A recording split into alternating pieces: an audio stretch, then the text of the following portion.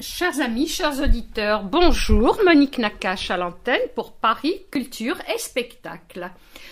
Aujourd'hui, j'ai le grand bonheur de recevoir pour un premier roman Stéphanie Vermont-Houtenin. Bonjour Stéphanie. Bonjour. Qui nous arrive avec La Straniera, premier roman donc de Stéphanie Vermont-Houtenin qui est publié chez La Grande Ourse. Tout à fait. Alors Stéphanie, en quelques mots, on va rappeler que vous êtes toute jeune, née, je peux le dire. Allez-y, je vous en prie, toute jeune, je sais pas. Mais en 1980, universitaire et titulaire d'un doctorat en philosophie et qui partage son temps entre l'Italie et la France, les traductions et l'écriture. Voilà. Et vous nous arrivez avec ce magnifique roman. Alors, je dois dire aux auditeurs que j'ai été subjuguée parce qu'il y a énormément de poésie dans ce roman. C'est écrit avec beaucoup de finesse. L'auteur est là, mais c'est pas grave, je la vois rougir. Rougissez. Et alors, tout de suite, nous allons parler de ce roman, mais je vais laisser la parole surtout à l'auteur. Stéphanie, pourriez-vous nous parler de votre premier roman, La Straniera ? Bien sûr, alors je vais essayer de vous le présenter sans trop vous en dire peut-être. C'est un roman, donc c'est un premier roman publié, mais pas un premier roman écrit. J'ai fait plusieurs tentatives avant La Straniera. La Straniera est née de deux histoires séparées à l'origine dans ma tête. L'histoire de Marianne, donc d'un côté, et qui est le personnage principal. Principal. Et à part, dans un autre petit tiroir de ma tête, j'avais l'histoire de Laurette et de Dominique. Et puis, ces histoires n'étaient pas abouties, hein, c'était simplement à l'état d'idées. Et puis un jour, je me suis dit, mais ces deux histoires qui vont ensemble, qui doivent aller ensemble. Voilà, donc Marianne va être la fille de Dominique et la petite fille de Laurette. Et La Straniera est née, en tout cas, de la rencontre entre ces deux histoires à l'origine séparées, mais je trouve que finalement elles se complétaient. Tout à fait. Et puisque je parlais de poésie, je vais tout de suite vous lire un passage qui débute un petit peu le roman. Donc, ce sont les rapports. Marianne revient chez sa grand-mère, chez Laurette. Oui, tout à fait. Sentir à nouveau la rosée sur ses doigts en repoussant les volets le matin. Entendre les graviers crisser sous ses pas jusqu'à la porte d'entrée. Respirer l'odeur du bois qui brûle dans le poêle, que l'humidité gonfle et fait craquer partout ailleurs. Dormir là-haut dans son lit étroit, au drap sentant la lavande, à l'édredon de plumes, s'engloutir dans les tréfonds d'une chambre obscure, se recroqueviller dans les ténèbres comme un lent retour en arrière. J'avoue qu'en lisant ce genre de passage, on imagine tout à fait le personnage évoluer dans cette maison, la maison de la grand-mère, la maison de Laurette. Oui. Alors, justement, puisqu'on parle de Laurette, pourriez-vous nous expliquer un petit peu, parce qu'on sent tant d'amour chez cette grand-mère, il y a une très belle histoire, il y a l'histoire de Laurette, mais il y a aussi l'histoire de l'amour de Laurette et Marianne. Oui, bien sûr, oui. Dans un premier temps, parce qu'on va arriver après à Dominique. Bien sûr. Alors, je vous écoute. Pourriez-vous nous parler de cette force qui lie Marianne à Laurette ? Tout d'abord, c'est Laurette qui a élevé Marianne, qui est sa petite fille. Donc, il y a quelque chose qui s'est créé entre elles. Et puis, en quelque sorte, Marianne, c'était aussi un lien pour Laurette avec sa propre fille. Donc, Dominique, la mère de Marianne, avec qui elle avait des rapports très compliqués. Donc, quand Laurette voit revenir Marianne d'Italie sans son fils, elle ne comprend pas ce qui s'est passé, mais elle sait qu'il s'est passé quelque chose de dramatique. Tout naturellement, elle va vouloir l'aider, elle va lui donner de sa force, l'aider à sortir la tête un petit peu hors de l'eau et à se retrouver. Et justement, Marianne arrive, on ne sait pas trop, on sait qu'il y a eu souffrance. Oui. On suspecte que le couple a volé en éclats. Oui. D'accord ? Je pense que c'est la chose la plus évidente à laquelle on pense, la rupture du couple. Je pense que le lecteur peut de Claudio et Marianne. Voilà, tout à fait. Après, une très belle histoire d'amour, oui, en fait, en plus, qui n'est pas trop décrite, mais qui est en filigrane au travers des pages. Oui. Et tout le rôle, il y a aussi ce jeu des personnages.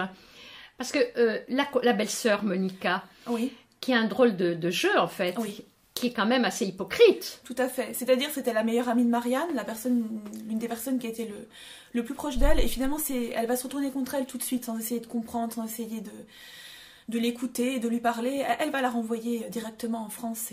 Alors, si vous permettez, on va lire un petit passage, justement, qui est très explicite. Donc, c'est les rapports de Monica et de Marianne. Hein. Oui. Quand sa belle-sœur lui a tendu son billet hier, elle a accepté sans rien dire de retourner là d'où elle était venue. Le pays étranger qui l'a accueillie il y a 20 ans, puis voracement englouti dans la beauté de ses villes, de ses tableaux et de ses mers. La bouche de Claudio s'emparant de son souffle, les bras de Claudio retenant les siens, ce pays à la fois avide d'elle et généreux pour elle, la ragazza straniera, la francesa, l'a rejetée hier soir du claquement des portières d'un train, de la brusque mise en branle de ses voitures. Il l'a recrachée avec autant de violence que la mer rejette ses cadavres sur la grève, par une aube qu'on imagine aussi livide que celle-ci. Bravo Stéphanie, bravo. Moi j'avoue que on imagine tout à fait. Et on a l'impression que dans votre roman, ça n'est pas que de l'écriture, c'est de la peinture. C'est marrant que vous me disiez ça parce que déjà j'aime beaucoup dessiner, j'aime beaucoup, enfin, je suis pas douée, hein, mais j'aime beaucoup dessiner en tout cas pour mon plaisir. Et je vois un petit peu, j'avais beaucoup d'images en tête et de couleurs en tête et de sensations dans l'esprit quand j'ai écrit ce livre. C'était plus une démarche finalement instinctive plutôt qu'intellectuelle.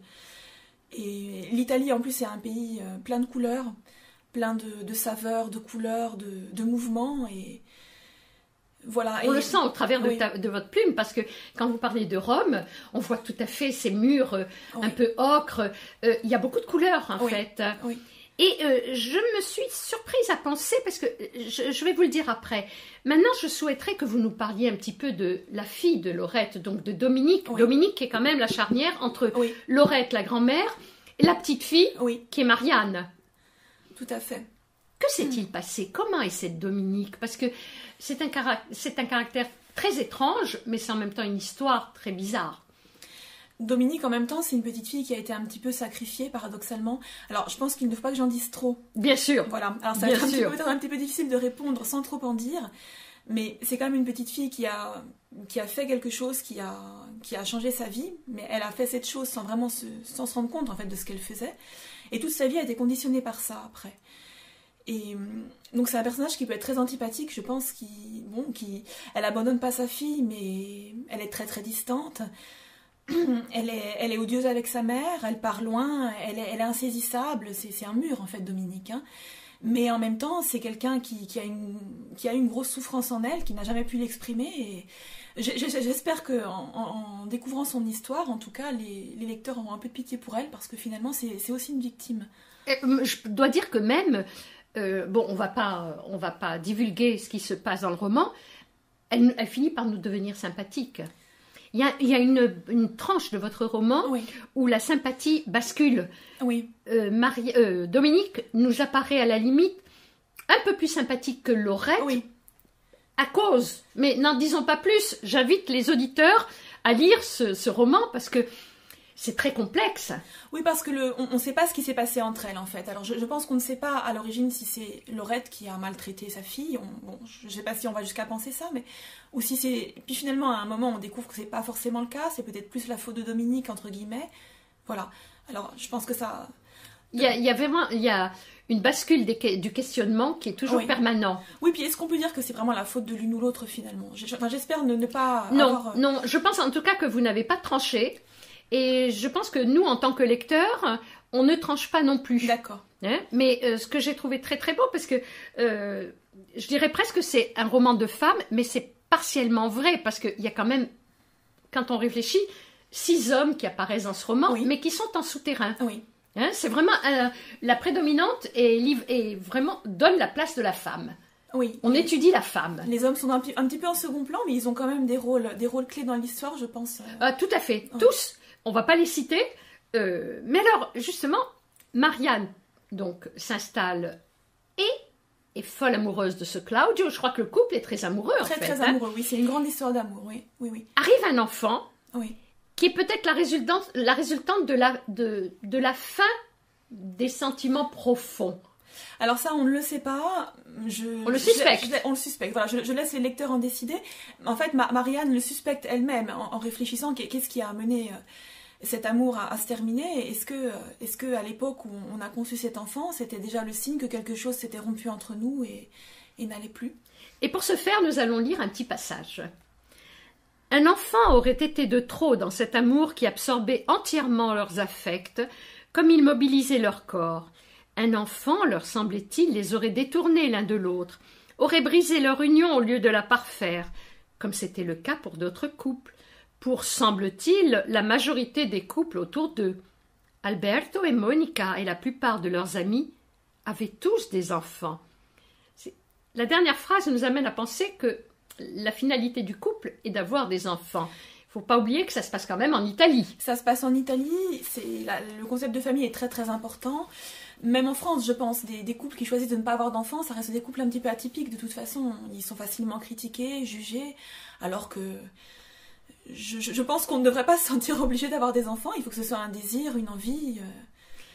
Alors il y a une question qui revient dans votre roman, c'est la question de l'amour, parce qu'il y a l'amour dans le couple, mais il y a l'amour d'une mère à l'enfant, il y a l'amour de la deuxième génération, puisque la grand-mère est la fille, et il y a un très beau passage, justement, parce que Marianne voit bien sûr une psychothérapeute. Selon la dottoressa B, l'amour, par nature, était trop fragile, trop inconsistant pour qu'on n'en ait jamais la certitude absolue. Mais l'amour d'une mère, avait demandé Marianne, et l'amour d'une fille pour sa mère? Qu'est-ce qui pouvait créer un tel gouffre de dureté, conduire à un tel rejet? Qu'est-ce qui aurait pu rendre les choses aussi irrémédiables entre Dominique et Laurette, qui s'étaient accrochés toute leur vie, certes, mais étaient quand même liés par les liens indéfectibles du sang? Était-ce leur faute à toutes les deux, si Marianne se sentait maintenant comme un oiseau sur la branche? Ça, c'est une question qui est récurrente jusqu'à la fin du livre. Et dans ce roman, il y est aussi question, donc il y a le rapport du couple, il y a l'amour, mais il y a aussi ce qui s'est passé pendant l'occupation. Oui. Alors ça, c'est vous qui allez en parler. Alors, je vais en parler sans trop en dire aussi. Ça va être votre force. Ça reste l'écueil à éviter. Alors, l'amour, c'est... Oui, alors, déjà, on va parler de l'amour peut-être maternel. C'est pareil, je pense que l'amour d'une mère pour sa fille devrait être, bien évidemment, ou pour son fils d'ailleurs, devrait être quelque chose d'évident. On ne devrait même pas avoir à se poser la question. Mais on voit bien autour de nous que c'est pas forcément le cas. Il y a des mères qui rejettent, enfin des mères et des pères d'ailleurs, mais bon, là c'est l'amour maternel en l'occurrence, qui rejettent leurs enfants, des femmes qui ont des enfants et qui s'en occupent pas vraiment. C'est pas forcément une évidence justement l'amour maternel. Et je voulais en parler de ça parce que on s'en rend pas forcément compte et c'était important pour moi c'est pas mon expérience personnelle du tout, hein. J'ai une mère très aimante, mais je connais aussi beaucoup de filles autour de moi, enfin, qui n'ont pas cette chance, et je crois que c'est important de le dire aussi. Donc c'est le cas de... Vous en parlez d'autant plus que ça n'est pas votre problème, peut-être. Voilà, peut-être. C'est tout à fait possible. Là, est-ce que c'est une question vraiment de manque d'amour? Alors, dans un sens, il y a du manque d'amour dans cette histoire de la part de... Marianne ne se sent pas aimée par sa mère. Est-ce que Dominique... Au même titre que Dominique aussi ne se sent pas aimée de Laurette. Laurette. Je pense qu'indirectement, enfin en tout cas d'une certaine façon, Dominique ne se sentait pas aimée de Laurette. Et Laurette elle-même ne se sent pas aimée de sa fille. Il y a aussi un manque de communication dans tout ça. Il n'y a pas vraiment de rejet, mais il y a vraiment un manque de communication. Et le manque de communication, à mon avis, peut déboucher malheureusement vers des relations qui ressemblent à un manque d'amour finalement. Alors ça, c'est la branche française de Marianne, mais il y a à peu près les mêmes rapports dans la branche italienne de Claudio. Alors, vous voulez dire... On suspecte que alors la belle-mère s'appelle Viola. Entre Viola et Monique, c'est pas aussi évident. Il y a plus d'amour, enfin plus de lien entre Viola et Claudio. Oui. Mais il y a aussi un frère qui est mort. Donc, d'accord, il y a une ambiguïté dans les rapports humains. Oui, c'est-à-dire que leur famille non plus n'est pas... Et d'ailleurs, est-ce qu'il y a vraiment une famille idéale, une famille exemplaire? J'en sais rien. Dans celle du mari de Marianne, donc Claudio, il y a aussi, on perçoit qu'il y a aussi des problèmes. Claudio et Monica avaient un frère aîné qui est mort d'une leucémie à 20 ans. Leur mère s'est beaucoup occupée de ce frère. Renato. Voilà, tout à fait. Au détriment un petit peu des deux autres, sur lesquels elle comptait d'ailleurs pour veiller l'un sur l'autre. Hein. Elle le leur disait vraiment explicitement. Et on devine là aussi un manque, de toute façon, un peu le manque de la mère, hein, de la présence maternelle, même si apparemment leurs rapports sont restés des bons rapports, hein, peut-on dire. En tout cas... Et puis, la mère, Viola, est une forte femme. Voilà, la mère a beaucoup de personnalité. Qui n'a pas très bien accepté Marianne. Oui, alors ça, et pourtant c'est elle qui va la sauver, hein. Voilà, c'est-à-dire Viola a un rôle clé dans l'histoire parce que finalement, mais un petit peu comme peut-être comme d'autres personnages de l'histoire, elle montre qu'elle n'est pas ce qu'on croyait qu'elle était finalement et elle tire un petit peu les ficelles de l'histoire. Mais Viola, c'est pareil, c'est une femme qui a sa propre sensibilité. Elle a très très mal vécu, bien évidemment, la maladie et la mort de son fils. Elle n'a pas forcément su s'occuper des deux autres comme elle aurait dû. Elle n'a pas accepté Marianne tout de suite parce que c'était un petit peu déjà l'étrangère et en plus une étrangère, elle est un petit peu snob. Pas le même niveau voilà, social en fait. Au niveau du niveau social surtout, c'est-à-dire... Marianne est la petite fille d'une couturière, voilà, exactement. Dit-elle, elle le dit d'ailleurs en fait. Elle le dit explicitement, voilà, tout à fait. Alors on va lire justement un petit passage qui est très beau. Donc on ne décrira pas ce qui s'est passé, mais en fait Viola à la fin aide beaucoup Marianne. Oui, tout à fait. Et alors elle dit à Marianne... C'est grave ce que vous avez fait. Mais voyez-vous, Marianne, quand Monica m'a enfin raconté la vérité, quand elle m'a parlé de cette femme pour laquelle Claudio vous quittait, j'ai pensé « À la place de Marianne, j'en aurais fait autant. » Quoi ? Eh bien oui, dit Viola, et elle hausse les épaules. Vous quittez après 20 ans de mariage, per una piccola rivista, una sonzetta che ha visto i soldi. La fureur déforme son visage d'un seul coup. Et je trouve que cette force chez Viola, c'est vraiment une forte femme. Oui, elle a beaucoup de personnalité. Et Marianne, on a l'impression que Marianne la découvre à ce moment-là, puisqu'après, elle se prend d'affection pour elle quand elle la raccompagne. Enfin, oui, parce qu'elle n'a pas la même attitude. Elle découvre que finalement, Viola certainement était attachée à elle. Viola la défend alors qu'elle a toujours pensé que ce ne serait jamais le cas. Et puis finalement, la forte personnalité de Viola se retourne en sa faveur. Elle n'est plus contre elle, elle est pour elle maintenant. Tout à fait. Et alors là, nous arrivons à la fin du roman et on est surpris par cette force que trouve Marianne pour briser les chaînes de la culpabilité. Parce que pendant tout le roman, elle est coupable de plusieurs choses. Du non-amour des uns, du rejet de l'autre. Et là, brutalement, on ne dévoilera pas tout parce qu'il y a une amitié qui se crée et autres. Et elle brise vraiment les chaînes de la culpabilité et elle ose affronter Claudio, qui, rappelons-le, est avocat lui-même. Oui. Donc, elle aurait pu se sentir amoindrie, puisqu'il connaît mieux la loi qu'elle, mais en fait, elle le prend de fond. Oui, tout à fait. Alors, est-ce qu'elle brise vraiment la culpabilité ? Ça, c'est une question qui reste un petit peu... Enfin, j'aimerais bien qu'elle reste un petit peu ouverte, dans le sens où... Est-ce qu'on peut vraiment cesser de se sentir coupable ? Je pense plutôt qu'elle réalise que... Déjà, elle a un enfant qui a besoin d'elle, et puis elle rentre dans la vie, Marianne. C'est-à-dire que elle renaît, en fait. Elle prend une décision. Elle se dit, il faut que je sorte de ça. Et je ne suis pas sûre qu'elle rompe vraiment la culpabilité, parce que je pense qu'elle continuera à se sentir coupable par à coup de ce qu'elle a fait, de ce qu'elle n'a pas fait, de ce qui s'est passé, comme vous avez dit. C'est assez ambigu. Mais elle décide de retourner dans la vie, de reprendre sa vie en main, de renaître. Et c'est ça sa force, je pense.